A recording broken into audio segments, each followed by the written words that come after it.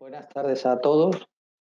Como ya han dicho en la presentación, soy Ramón Martín Duarte y soy profesor de ALDE Business School en el MBA y en el máster en dirección de proyectos en las materias de dirección de proyectos y dirección de operaciones.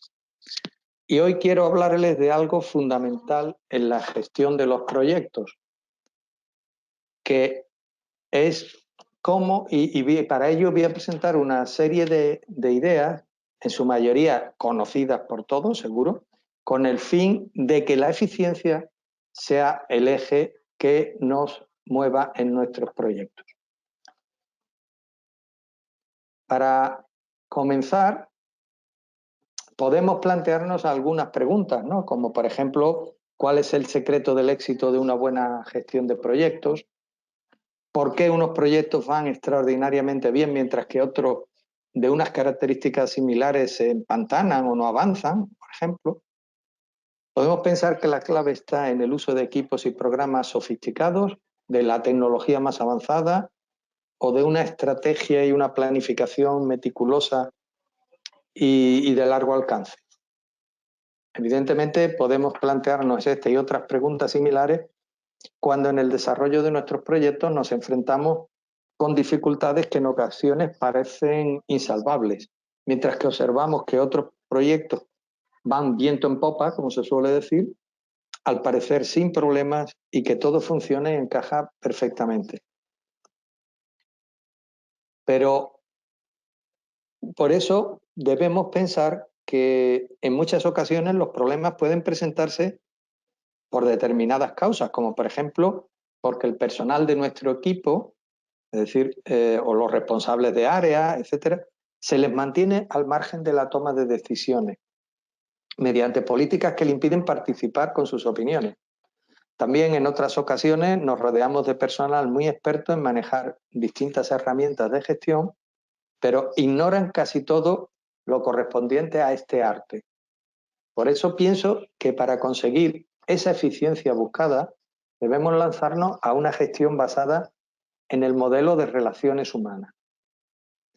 Analizando la estructura de los proyectos actuales, pienso que deberíamos volver a los principios básicos de gestión, como son crear, fabricar o desarrollar y vender o entregar. Una estructura sencilla frente a la complejidad actual con estructuras organizativas muy complejas, abundantes sistemas de información, cuadros de mando, etcétera, que evidentemente facilitan mucho nuestra labor diaria, pero también nos distancian un poco del objetivo último y de las necesidades inmediatas del cliente, al que en muchas ocasiones solo conocemos por intermediarios que nos proporcionan la información para el desarrollo del proyecto, pero realmente no sabemos qué quiere el cliente y cómo lo quiere.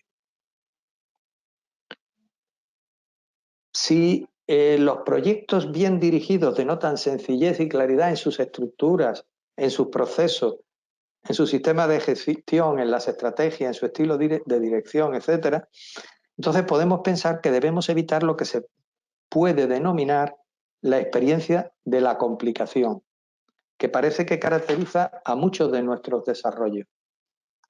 Por eso, además de los cambios en las estructuras organizativas, en los sistemas de gestión y en la orientación de la estrategia, que mejoran la eficiencia y eficacia de nuestro trabajo y, en consecuencia, de nuestros resultados, debemos pensar que existen otros componentes, aunque quizás sean más sutiles, como son el estilo de dirección, la cultura de la empresa o del equipo que gestiona el proyecto, las personas y sus competencias, que juegan un papel importante a la hora de plantearse esas mejoras de eficiencia en el desarrollo de los proyectos.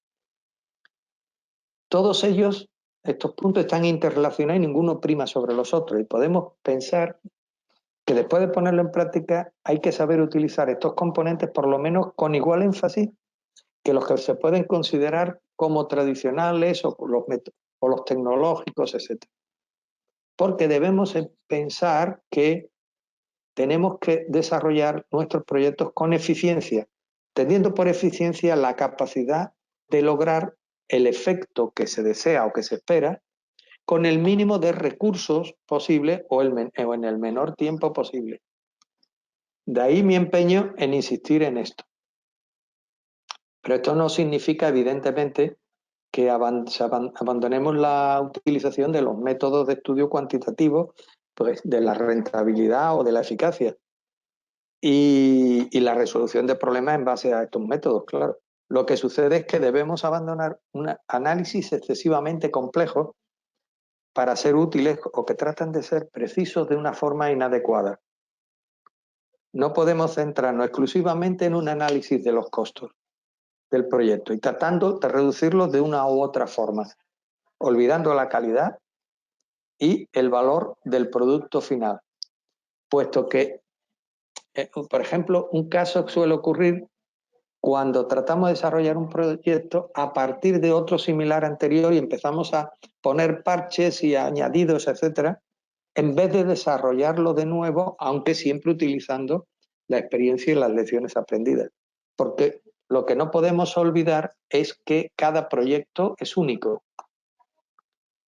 Entonces, además de analizar y de controlar, que no se puede abandonar nunca, debemos hablar de otro punto fundamental que he dicho al inicio de esta webinar, que es la interacción entre las personas. Es decir, debemos reconocer, siempre reconociendo los fallos, aceptando los cambios en la dirección de los objetivos, evidentemente siempre que no afecten a las restricciones del mismo, y todo esto lo tenemos que hacer de una forma simultánea.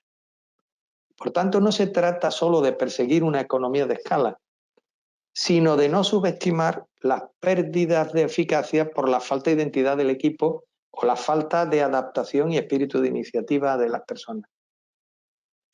En definitiva, lo que significa es invertir menos tiempo en los aspectos formales de los procesos de planificación o en la coordinación de los aspectos estéticos.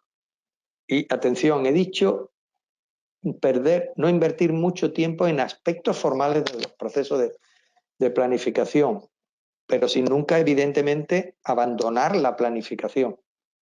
Yo soy un gran defensor de la planificación y si alguno de los que me estáis escuchando ha dado clase conmigo, sabrá que insisto constantemente en esto.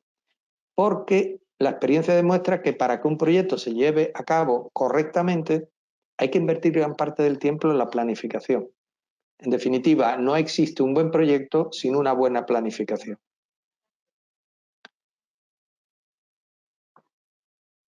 Todos nuestros proyectos los debemos ver como si fuéramos una empresa de servicio, en la que los clientes son lo más importante. Y, por tanto, tenemos que apoyarnos, y esta es la idea y la base de este webinar, en los dos pilares fundamentales, que son el cliente y el equipo de trabajo o de proyecto. Es decir, debemos contar con las personas. Los rasgos recurrentes para llevar a cabo todo esto son siempre la calidad y el servicio. Para obtenerlo siempre se requiere, por supuesto, la cooperación de todo el equipo, lo que implica una productividad contando con las personas. En muchas ocasiones, en determinados proyectos, se ve que los empleados se comportan de una forma peculiar que solo puede entenderse porque participan de la cultura del equipo y se sienten equipo. Vemos que las personas necesitan tanto formar parte de un colectivo como sobresalir en él. Es decir, que lo ideal es pertenecer al equipo ganador y a su vez resaltar en este equipo ganador de una manera individual. Por un lado, la imagen positiva de la empresa o del grupo de proyecto transmite esa sensación de grupo de élite, de grupo ganador o de éxito al que uno pertenece. Por otro lado, la relación de ese grupo con los clientes son la vía de actuación que tiene la persona para sobresalir, para resurgir o emerger del grupo y mostrarse como positivamente distinto. Pero siempre tenemos cosas que tenemos que conservar. En esencia, todos sabemos que el proceso de mantener la capacidad de respuesta a los retos que se nos presentan requiere algo más que unas declaraciones de principio, nuevas estrategias o planes, presupuestos. Si queremos cambio, o jugamos con la estrategia o cambiamos la estructura. Bien, pero quizás ahora es el momento de cambiar nuestras costumbres. Es decir, cabe pensar que los proyectos sobresalientes, los proyectos brillantes, lo son por los fundamentos en los que se apoyan. Porque los instrumentos nunca van a sustituir al pensamiento. La inteligencia nunca se besar ahogada por el sentido común. Y evidentemente el análisis no puede detener la actividad. Al contrario, hay que esforzarse en hacer sencillas las cosas complicadas. Perseverar e insistir en la calidad, cuidar del cliente y escuchar al equipo. Para mí, el tema es que lo que más influye en la productividad es la atención a los integrantes del equipo y no las condiciones de trabajo en sí. Es algo quizá un poco fuerte, pero esa es mi opinión. Y para ello hay que organizarse. Los equipos de trabajo innovadores no solo son aquellos capaces de desarrollar nuevos productos o servicios, son los que tienen la capacidad continua de adaptarse y responder a los cambios del entorno, nuevas necesidades, nuevas habilidades o destrezas, etc. Según varios estudios desarrollados al respecto, podemos pensar en 6 puntos que sirven como características de estos equipos de calidad, equipos sobresalientes, como son el énfasis en la acción, la proximidad al cliente, autonomía e iniciativa, la productividad contando con las personas, una puesta en manos a la obra o puesta en marcha eficazmente y un tira y afloja simultáneo. Vamos a pasar a analizar estos 6 puntos. En primer lugar, poner énfasis en la acción. Es decir, entendemos por énfasis en sacar adelante las cosas. Eso es el énfasis. Si aparece alguna dificultad grave, lo que debemos hacer es reunir un grupo reducido de colaboradores muy cualificados y buscar una solución que inmediatamente debe ponerse en marcha. Es decir, todo esto hay que hacerlo de una manera rápida y ágil.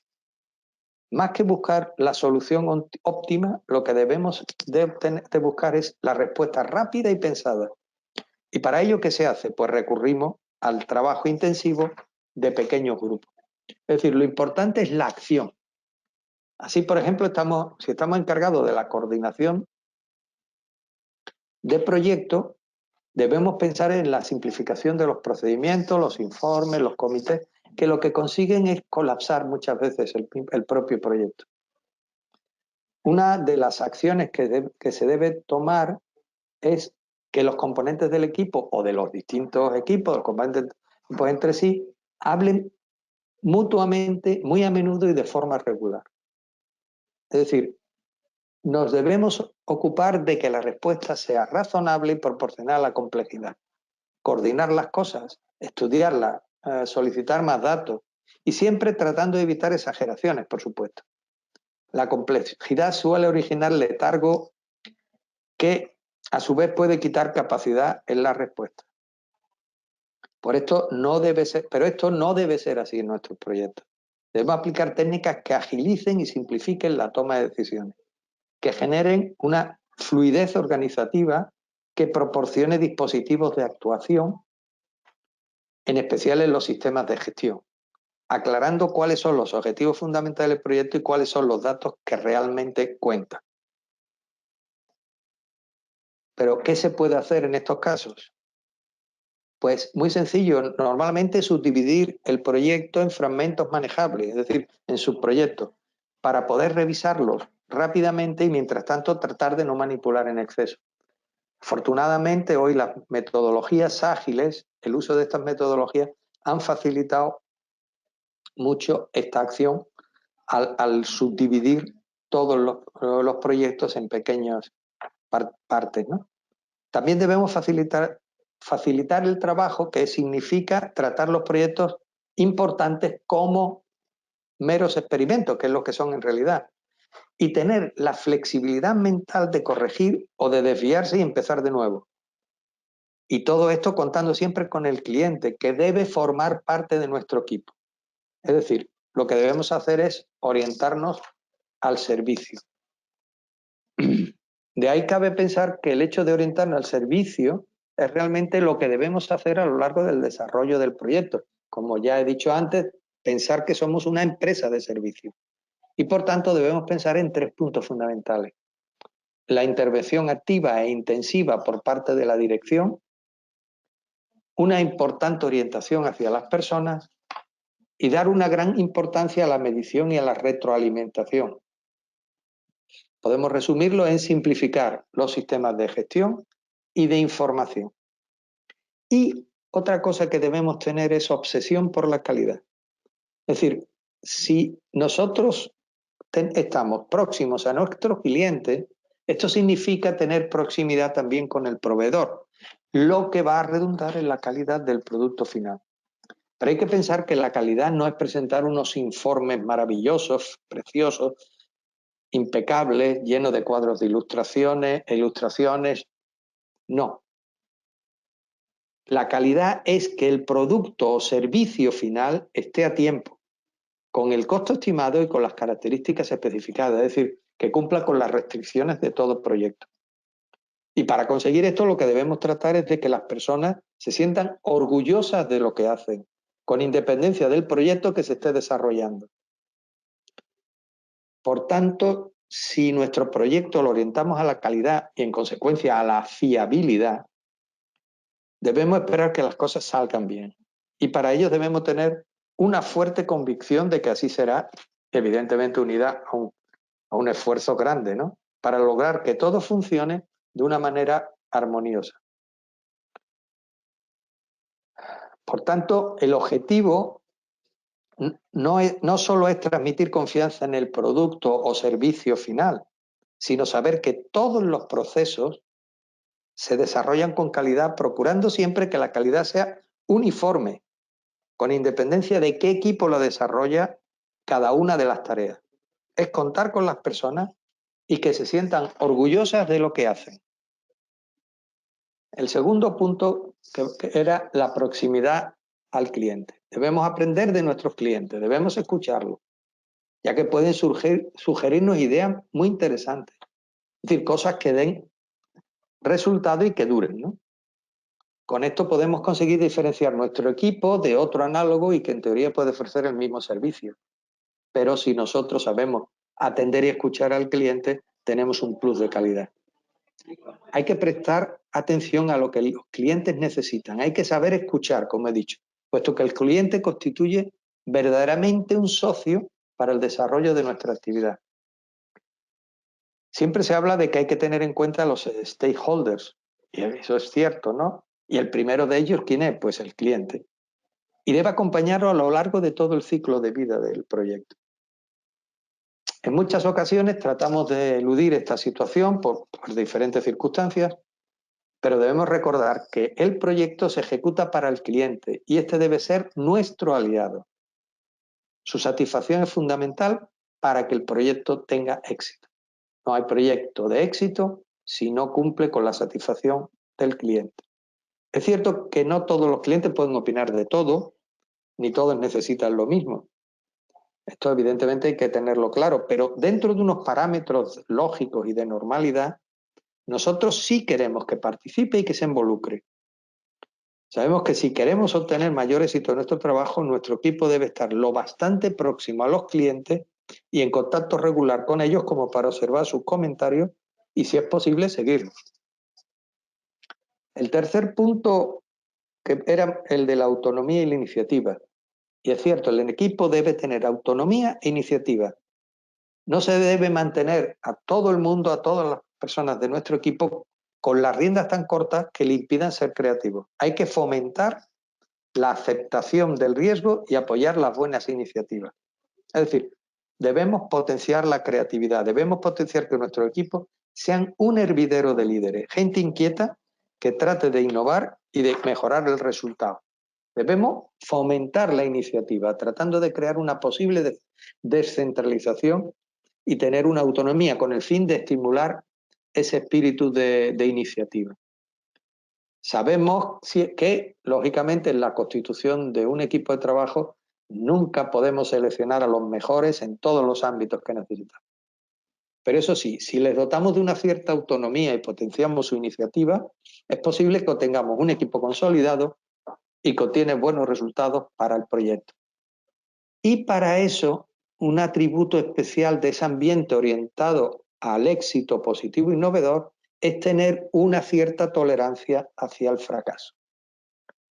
Es decir, debemos estar dispuestos al fracaso. En muchos casos hay que pensar que si no se cometen equivocaciones es porque no se toman decisiones, lógicamente. Podemos observar que también que si regularmente existe diálogo, el fracaso siempre suele ser menor. Los grandes fracasos, los que realmente dejan huella, suelen ser en los que se les permitió que el proyecto continuara sin una orientación seria.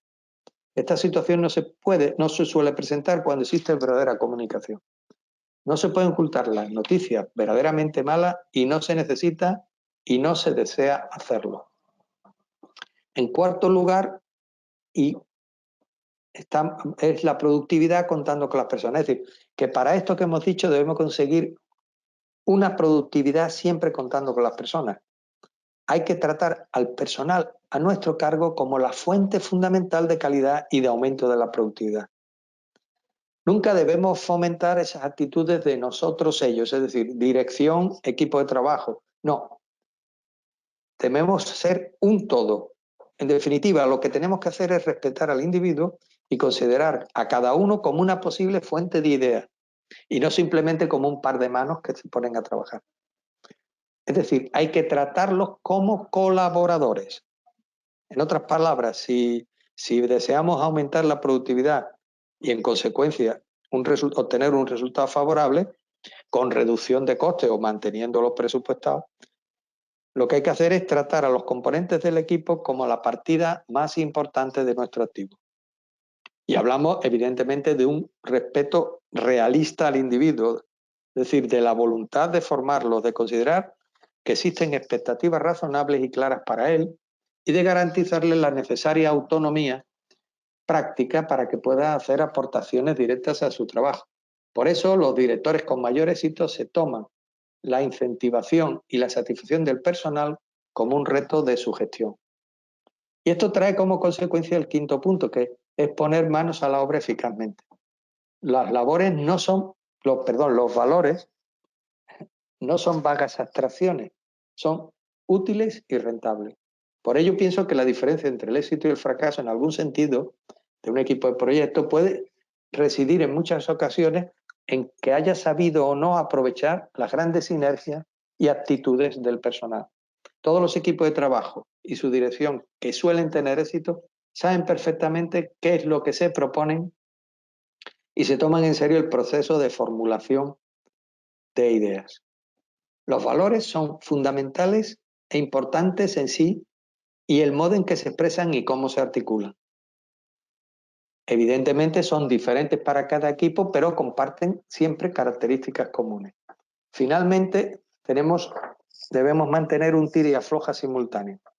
Debemos tener una estructura centralizada y descentralizada a la vez, aunque parezca un contrasentido. Es decir, que lo que debemos llevar es la autonomía al nivel de los componentes del equipo, pero siempre hay que ser centralista en una serie de valores fundamentales para el desarrollo de nuestro trabajo, como son la calidad, la fiabilidad, etc. Es decir, estos equipos son descentralizados en la innovación y la producción, pero muy centralizados en los valores que les son propios.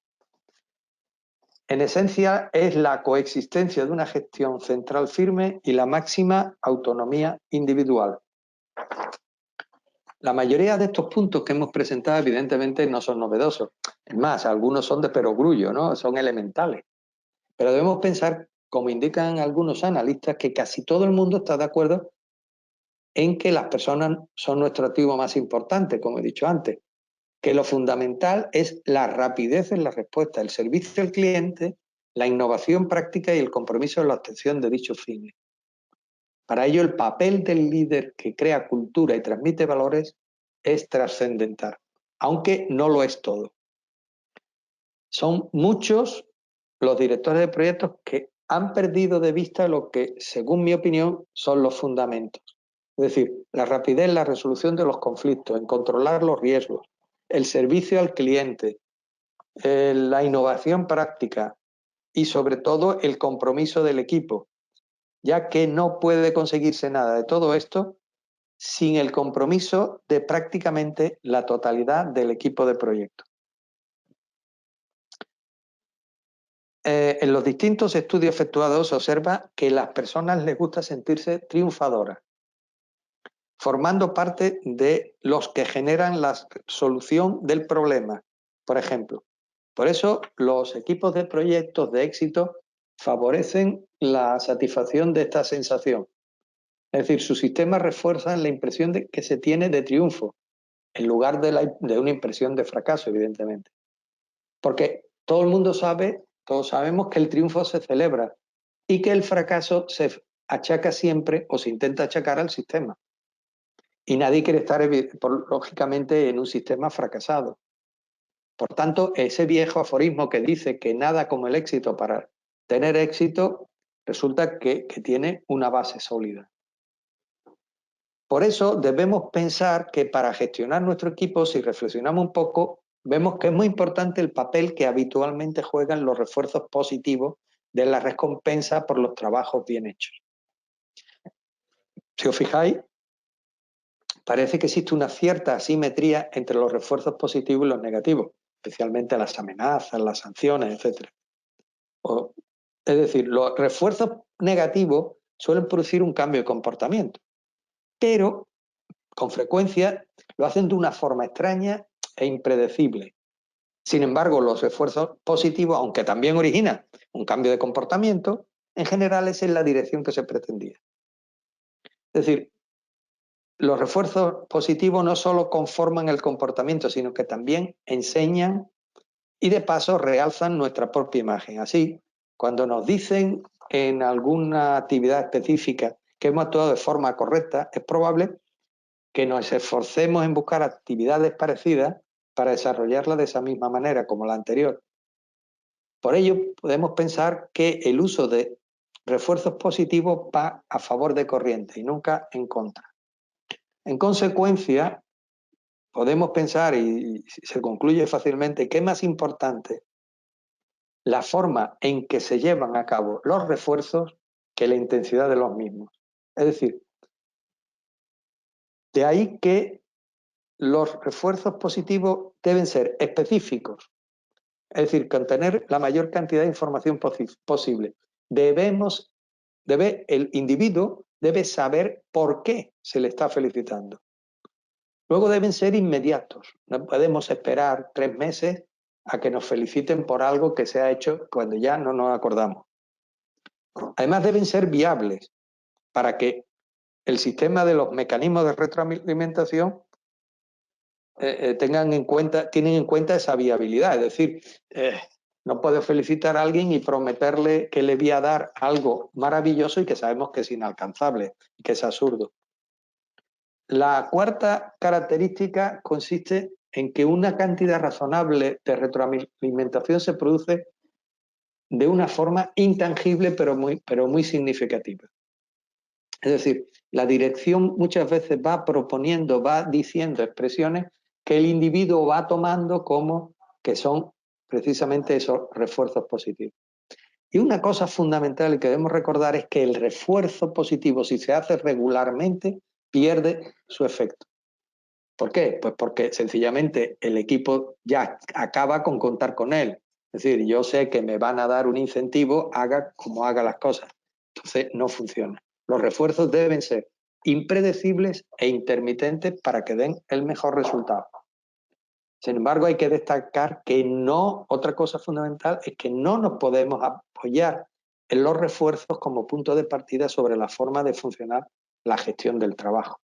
No, por ello, para que las personas se comprometan realmente con una tarea o proyecto, han de creer que este proyecto, esta tarea vale la pena intrínsecamente.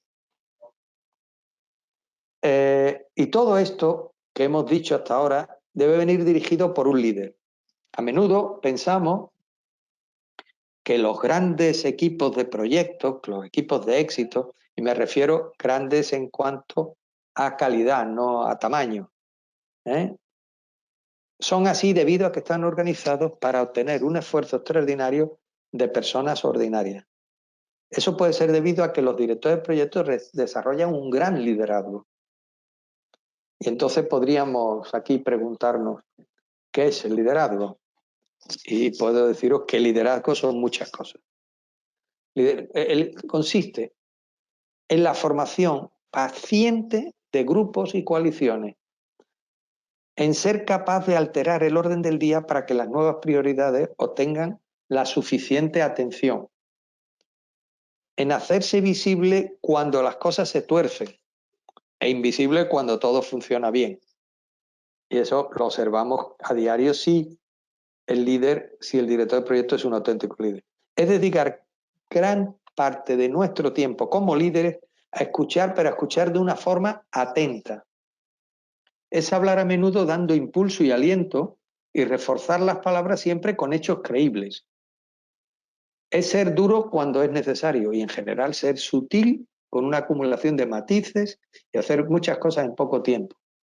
Esto me trae a la cabeza un libro que leí de dirección de proyectos hace mucho tiempo del fundador de Panasonic y National, japonés, y que se titulaba el libro, muy interesante si lo podéis encontrar, Puño de hierro, guantes de seda. Es eso, ser duro cuando es necesario y si no, ser sutil. Esto es lo que algunos han denominado liderazgo transaccional, que son las actividades diarias que hace un líder. Aunque existe otra forma de liderazgo, que es el liderazgo transformador. El liderazgo, evidentemente, a diferencia del puro ejercicio del poder, es inseparable de las necesidades y de los objetivos del equipo. Y de esto se puede desprender que el liderazgo transformador se produce cuando varias personas se articulan unas con otras, de tal modo que los líderes y el equipo se elevan, se ayudan mutuamente y van a niveles superiores de motivación. Por eso sus finalidades, la del director y la del equipo, que en el caso del liderazgo transaccional quizás hayan empezado estando separadas, aquí quedan fusionadas. En definitiva, esto implica que las bases de poder se entrelazan para generar apoyos mutuos con un fin común. Es lo que podríamos denominar el liderazgo dinámico, en el sentido de que los líderes se lanzan a una relación con el equipo que a su vez se sienten motivados por ello y a menudo esto que se va retroalimentando uno con el otro se convierte estas personas del equipo en miembros más activos y un semillero de futuros líderes. En definitiva, los equipos se hacen más dinámicos y se motivan mutuamente. De ahí que los equipos de éxito consiguen que la gente normal se sienta especial, aunque siempre cuentan con gente bastante especial, que esos son los líderes. Un líder transformador, a un le preocupan, por supuesto, los detalles, pero se interesa por una clase de pequeños detalles, de pequeños factores distintos de lo que hacía el líder transaccional. Se interesa por las habilidades de cada una de las personas que tiene a su cargo, con el fin de convertirlo con más éxito en un formulador de valores. Es el modelo, es el creador de significado. Y su tarea es mucho más dura que la del líder transaccional, pues es él el verdadero artista, el que va buscando nuevos caminos y creando nuevos líderes. Y para esto la cultura es prioritaria. De hecho, el conjunto de valores de un grupo, un equipo sobresaliente de éxito, siempre integra las nociones de salud económica, servicio a los clientes y significado para el personal. Y entonces se observa además que la preocupación por un conjunto más amplio de valores lleva a mayores beneficios. La cultura siempre va a marcar la diferencia.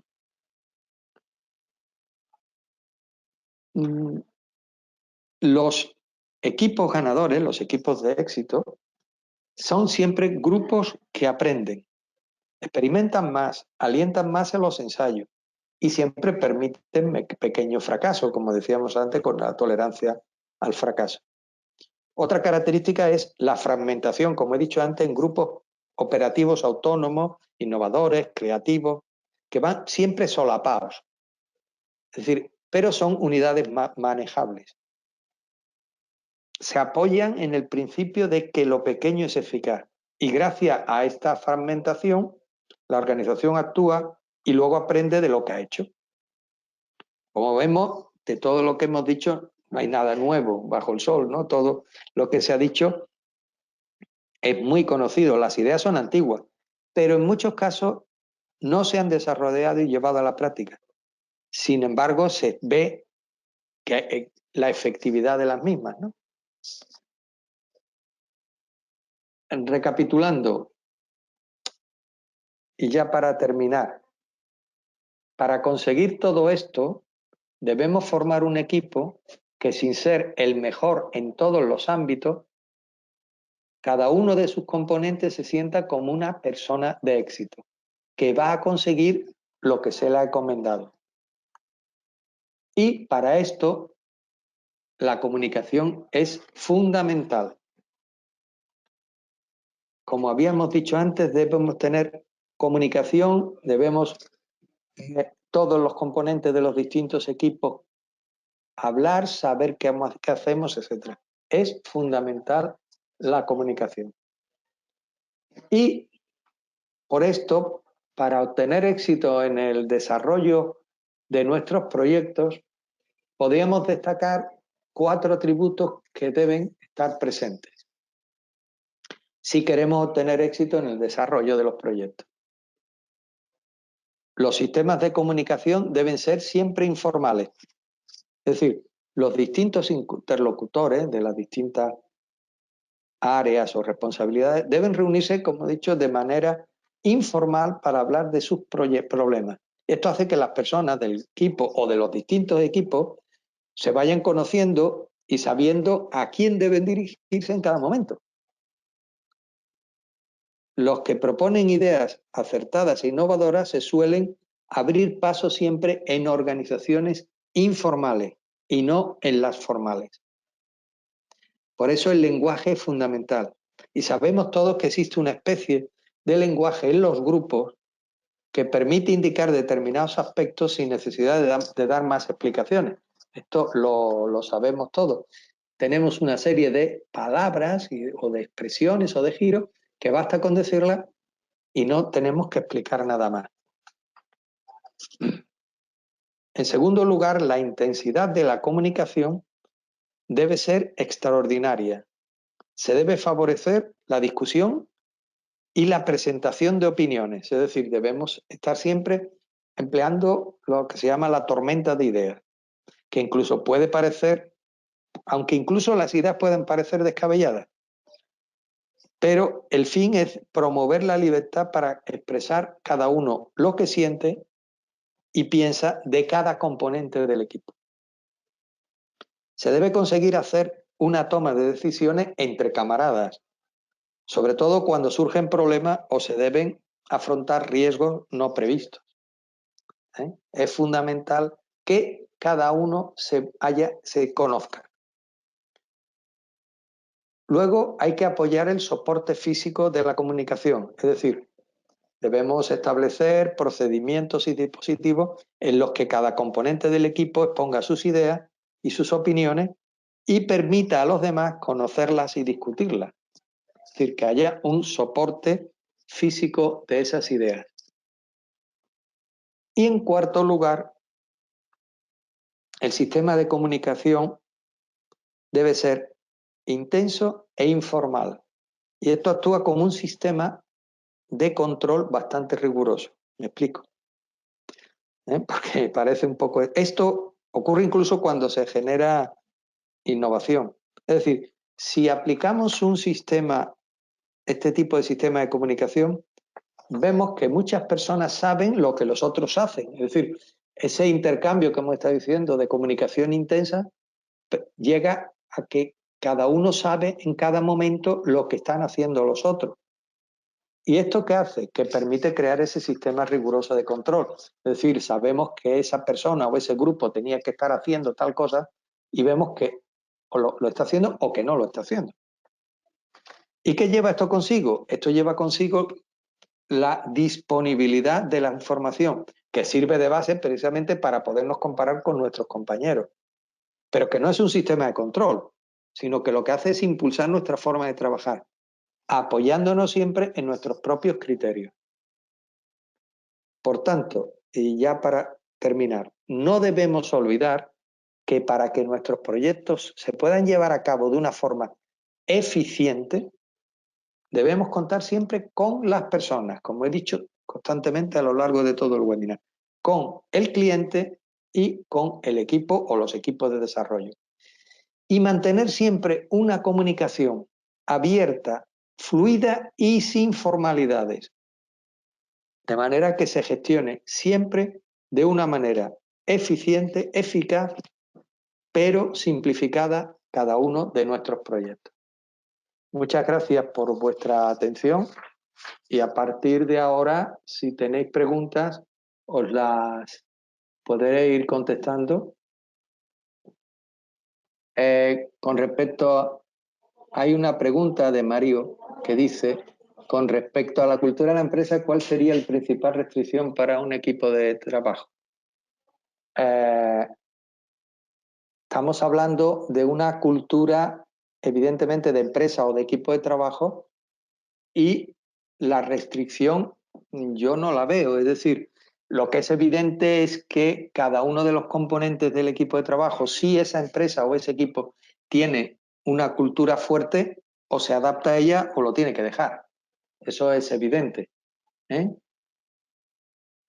Emmanuel hace una pregunta que me parece muy interesante y es cómo adaptarse a la cultura si la empresa no lo permite. Pues realmente lo que está claro es que la empresa, si quiere tener éxito, debe siempre favorecer esa cultura. Si no, está en el fracaso constante.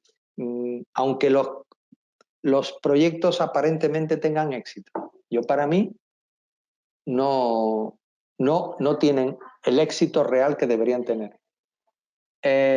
También me preguntan si se cuenta con un proyecto grande que tiene como 10 subproyectos, ¿de qué manera trabajar la producción? ¿Cómo manejar el proceso del total del proyecto?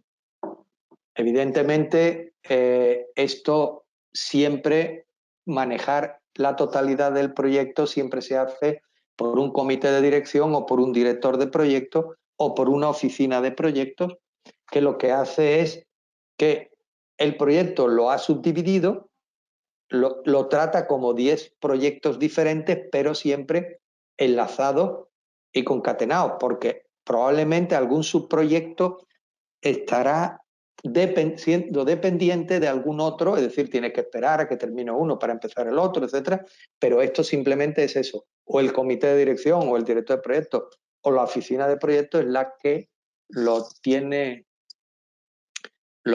que definir, ¿no? Eduardo pregunta que ¿podría definir un porcentaje de cualidad del director de proyectos? La actitud, el liderazgo. Mira, la verdad es que un director de proyecto es muy difícil que se repartan las cualidades en un porcentaje. Evidentemente tiene que ser una persona con una formación técnica grande, eso está claro, conocedora del proyecto, aunque no tiene que ser un experto en todas las partes del proyecto, eso sería bastante absurdo en mi opinión. Ahí hay un porcentaje. Otra parte de su actitud es que debe ser un líder, es decir, una persona con bastante empatía, pero la verdad es que esto no todos los líderes de proyectos, los responsables de proyectos son líderes de sus equipos. Incluso hay veces que hay líderes que no son los responsables de proyectos.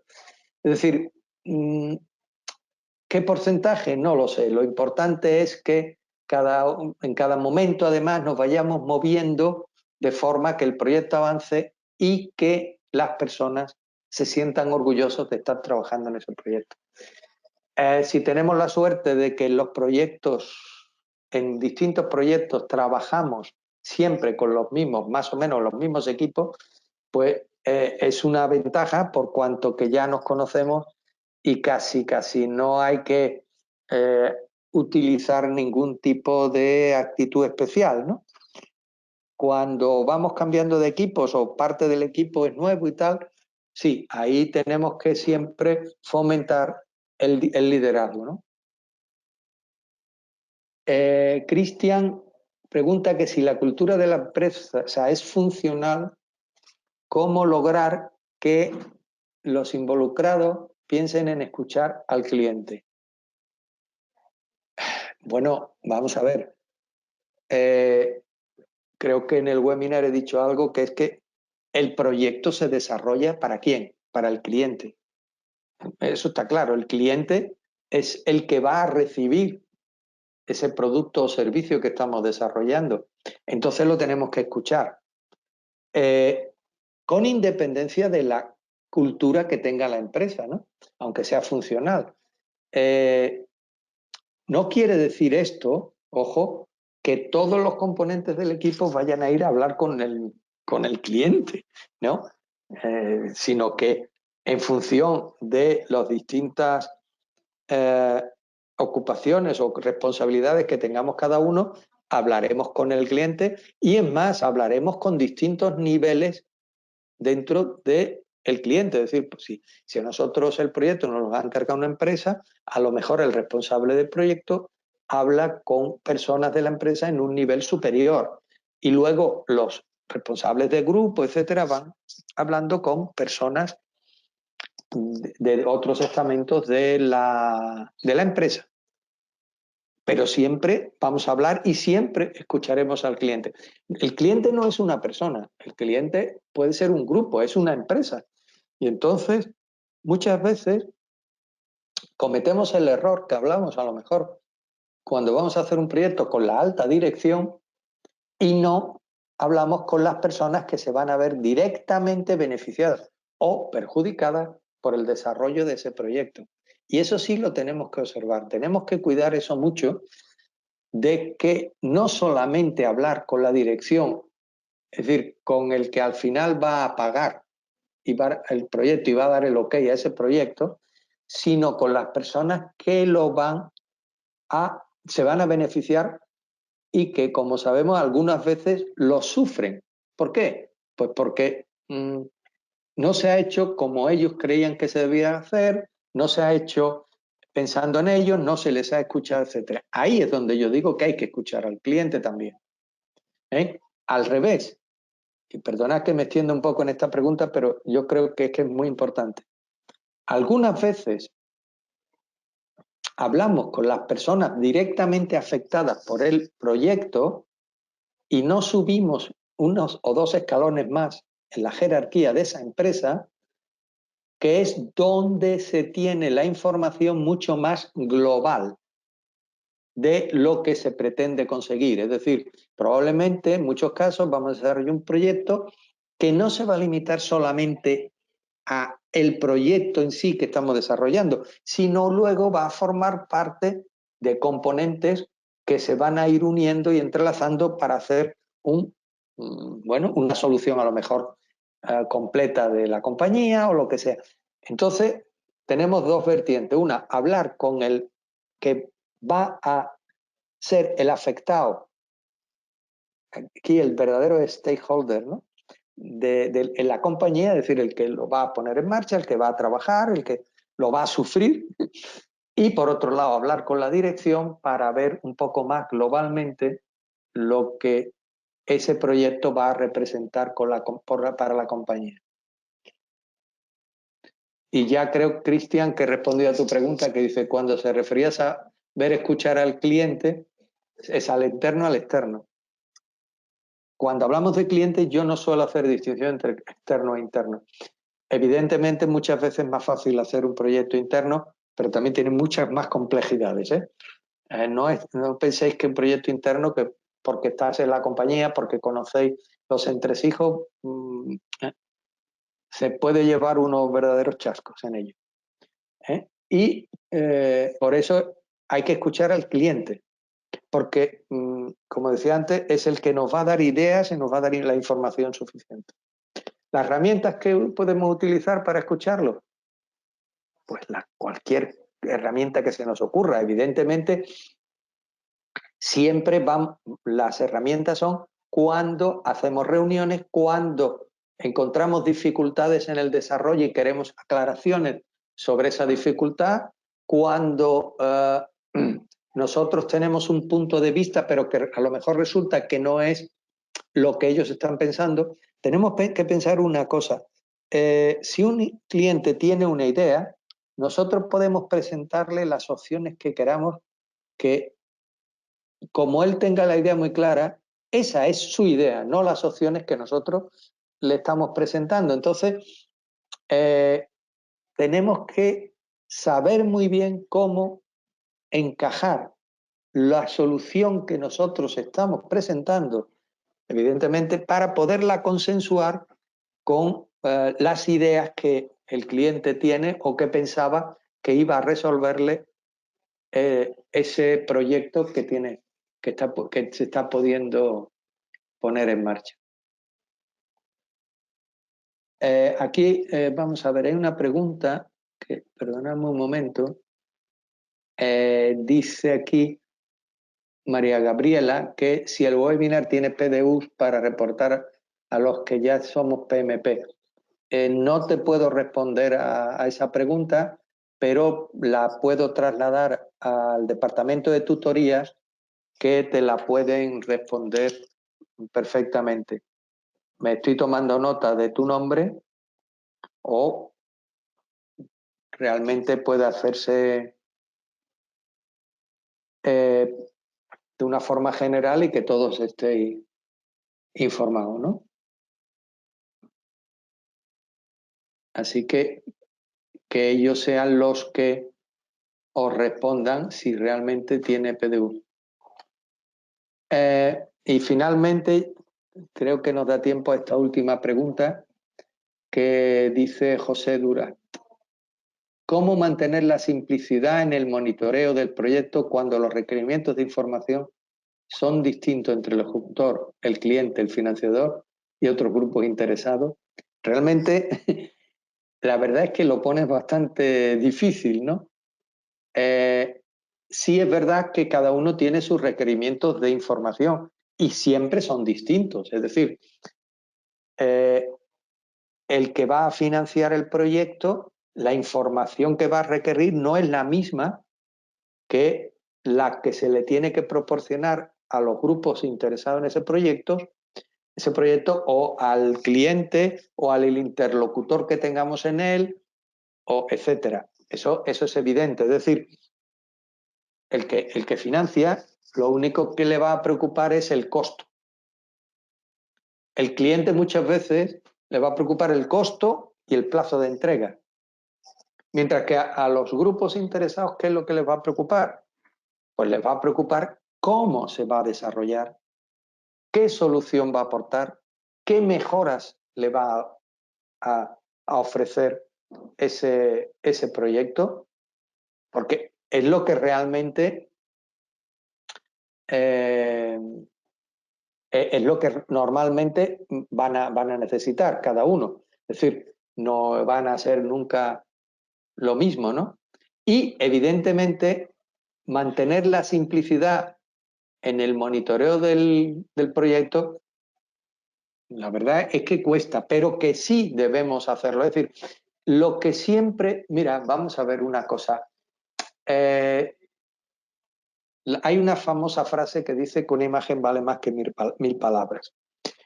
Es decir, si nosotros presentamos un informe, pongamos por caso, de una sola página y otro que tiene 25 páginas, estoy seguro que el de una página se lo lee todo el mundo. El de 25 páginas solo se lo leen algunos. Por tanto, lo que tenemos que siempre presentar es algo sencillo, resumido, y luego, evidentemente, más adelante, en función de los requerimientos de información, será cuando iremos dando más información, ampliando la información en función de los que nos vayan requiriendo. Es decir, pero siempre debemos de, al monitorizar nuestros proyectos, hacerlo siempre simple. debemos de mandar siempre mensajes sencillos, que ya se encargarán los distintos interesados del proyecto en preguntarnos, que le demos más explicaciones, que le digamos cómo es eso, etcétera, ¿no? Y entonces será el momento de presentarle esos informes extensos. Bueno, con esto ya se ha terminado el tiempo. Os agradezco muchísimo vuestra presencia y hasta el próximo webinar. Muchísimas gracias por estar ahí.